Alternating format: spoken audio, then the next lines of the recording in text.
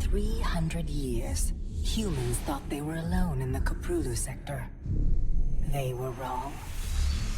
The Zerg emerged, seeking to consume all in their path, and before long, the Protoss, a highly advanced alien race, began wiping out infested worlds, burning Zerg and Terran alike.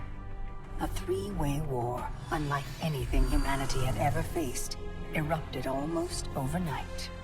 All the while, a human civil war raged. Marshal Jim Raynor vowed to oppose the corrupt dictator Arcturus Minsk for the betrayal of the woman he loved, Sarah Kerrigan. Boys, how about that evac? Damn you, Arcturus. Don't do this. It's done. Helmsman, signal the fleet and take us out of orbit. Now. Kerrigan, a loyal operative, was left to die at the hands of the Zerg. But the Zerg had other plans. They transformed her and unleashed her psionic power upon the Koprulu sector, searching for their real objective, the Protoss homeworld of Ire. The Protoss were unaware of this danger and slow to respond.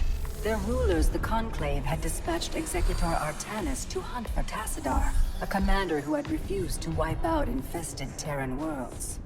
They crossed paths with a Dark Templar mystic, whose kind was considered heretics by the Conclave.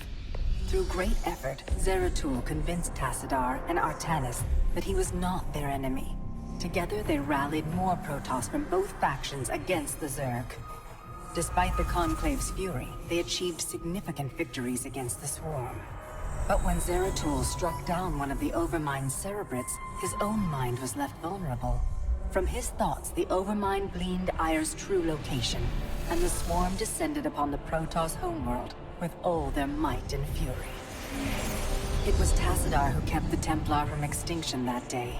Using the power of both the Templar and the Dark Templar, he sacrificed himself to kill the Overmind.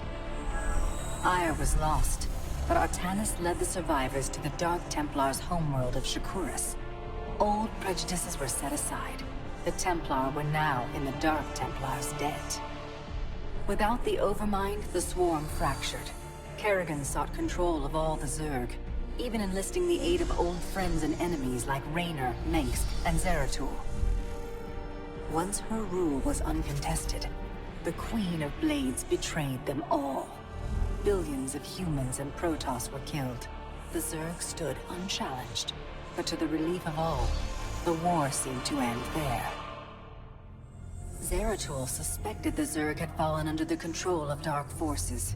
He uncovered prophecies stating that an ancient entity, Amon, was attempting to merge Protoss and Zerg lifeforms into an unholy hybrid, and that this evil might already have control of Kerrigan and her power.